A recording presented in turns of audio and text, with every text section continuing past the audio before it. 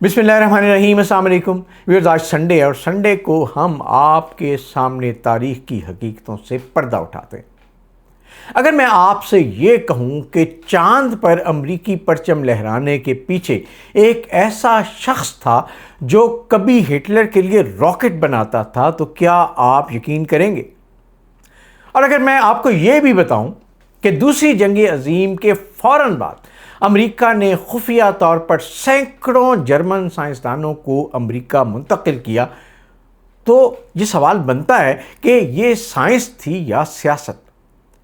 क्या इंसाफ कुर्बान हुआ या इंसानियत ने तरक्की की? आज की वीडियो में हम खोलने जा रहे हैं तारीख के वो सबसे मुतनाज़ा खुफिया मंसूबों में से एक, जिसका नाम है ऑपरेशन पेपर क्लिप। लिहाजा वीडियो आखिर तक देखिएगा कि आखिर में मैं आपके लिए वो सवाल रखूंगा जिनका जवाब दुनिया आज भी तलाश कर रही। 1945 हिटलर शिकस्त खा चुका था, बर्लिन तबाह हो चुका था, लेकिन अमेरिका और सोवियत यूनियन दोनों जानते थे कि असल ख़जाना जर्मनी की ज़मीन नहीं बल्कि इसके साइंसदान हैं। ये वो लोग थे जिन्होंने V2 rockets, jet engine, guided missiles और जदीद हथियारों में हैरत अंगेज तरक्की की थी। अमेरिका को खौफ था कि ये दिमाग सोवियत यूनियन के हाथ लग गए तो मुस्तकबिल की जंग अमेरिका हार सकता है। इसलिए एक खुफिया मंसूबा शुरू किया गया जिसका नाम रखा गया ऑपरेशन पेपर क्लिप। इब्तिदा में इस मंसूबे का नाम ऑपरेशन ओवरकास्ट था, बाद में इसे ऑपरेशन पेपर क्लिप कहा गया।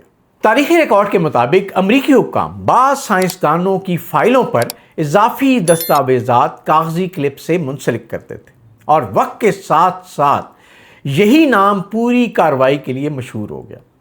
इस हवाले से मुख्तलिफ तफसीलात सामने आई हैं और बयान की जाती हैं, लेकिन असल बात यह है कि ये खुफिया भर्ती प्रोग्राम था।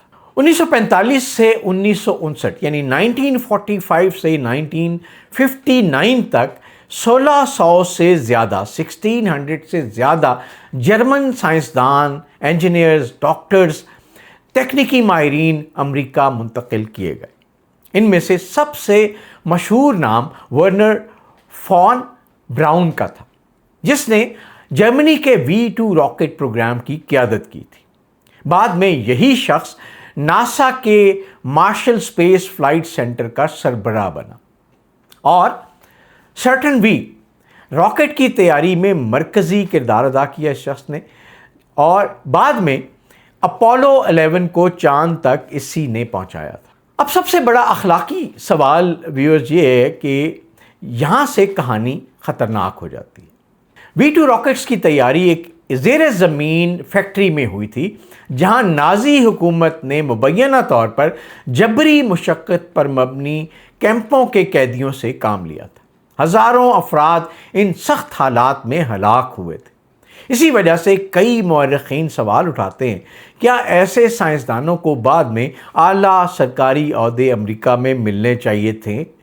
जबकि दूसरे मौरख़ीन कहते हैं कि सर्द जंग के तनाजुर में अमेरिका ने सोवियत यूनियन से तकनीकी बरतरी बरकरार रखने का फ़ैसला किया, इसीलिए ये मामलात और ये स्टेप्स लिए गए। सब्सक्राइब कीजिए, बेल आइकन दबाइए और बन जाइए इस बढ़ते हुए खानदान का हिस्सा, क्योंकि आने वाला कल वही समझता जो आज दुनिया को सही ज़ाविये से देखता। अगर ऑपरेशन पेपर क्लिप ना होता तो क्या होता? कई माहिरीन का ख्याल है कि अगर अमेरिका ये प्रोग्राम शुरू ना करता तो शायद सोवियत यूनियन खिलाई दौड़ में मज़ीद आगे निकल जाता। मुमकिन है अमेरिका कई बरस बाद चांद तक पहुंचता, यानी कोल्ड वॉर का तवाज़ुन आज मुख्तलिफ होता। ये एक तारीख़ी मफरूज़ा है, लेकिन इस पर संजीदा बहस आज भी जारी है। अब इस सारे मामले में अमेरिका ने हासिल क्या किया? जदीद बैलिस्टिक मिसाइल्स, अमेरिका का पहला satellite Explorer 1, Apollo program, Saturn V, NASA की मजबूत बुनियाद। बहुत से मौरख़ीन का ख्याल है कि अगर ये साइंसदान अमेरिका ना आए होते तो अमेरिकी खलाई प्रोग्राम की रफ्तार मुख्तलिफ हो सकती थी, अगरचे इसका दुरुस्त अंदाज़ा लगाना मुमकिन नहीं है। اب اس میں دنیا کے لیے ایک بہت اہم سبق ہے ویورز. یہ کہانی صرف سائنس کی نہیں ہے، یہ طاقت کی سیاست کی کہانی.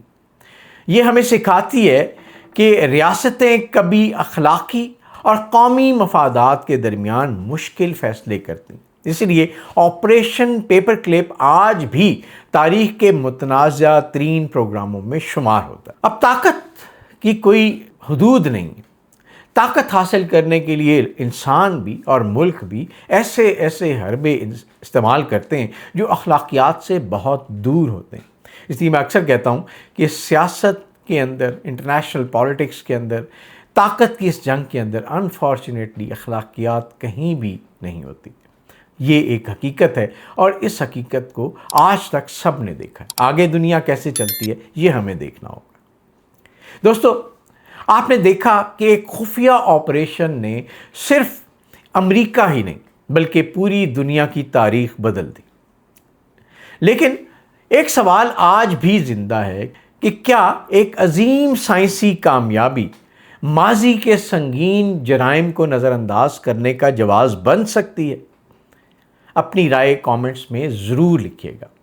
السلام علیکم دوستو، میں ہوں سہیل سمیر. اگر آپ صرف خبر نہیں بلکہ اس کے پیچھے چھپی حقیقت، عالمی سیاست، جیو پولیٹکس، حالات حاضرہ اور دنیا میں ابھرتے ہوئے واقعات کو سمجھنا چاہتے تو ایک چینل جو ضرور دیکھیے، فوکس وتھ تصدق کے لائن، جہاں آپ کو ملے گا حقائق پر مبنی تجزیہ، مثبت سوچ، وہ بصیرت جو آپ کو بدلتی ہوئی دنیا کے ساتھ ساتھ آگے بڑھنے میں مدد دے گی. تو ابھی سبسکرائب کیجیے، بیل آئیکن دبائیے اور بن جائیے اس بڑھتے ہوئے خاندان کا حصہ، کیونکہ آنے والا کل وہی سمجھتا جو آج دنیا کو صحیح زاویے سے دیکھ رہا. اور اگر آپ تاریخ کے ایسے راز، عالمی سیاست، جیو پالیٹکس پر حقائق پر مبنی ویڈیوز پسند کرتے ہیں تو اس چینل فوکس وتھ تصدق گیلانی کو ضرور سبسکرائب کیجیے گا، بیل آئیکن کو پریس کیجیے گا تاکہ آپ کے پاس ہمارے تجزیے، تبصرے اور کریڈیبل معلومات ٹائملی پہنچتی رہیں. اور یہ ویڈیوز، اس طرح کی ویڈیوز آپ اپنے دوستوں سے بھی ضرور شیئر کیجیے گا، کیونکہ علم کا آگے پہنچانا ہم سب پہ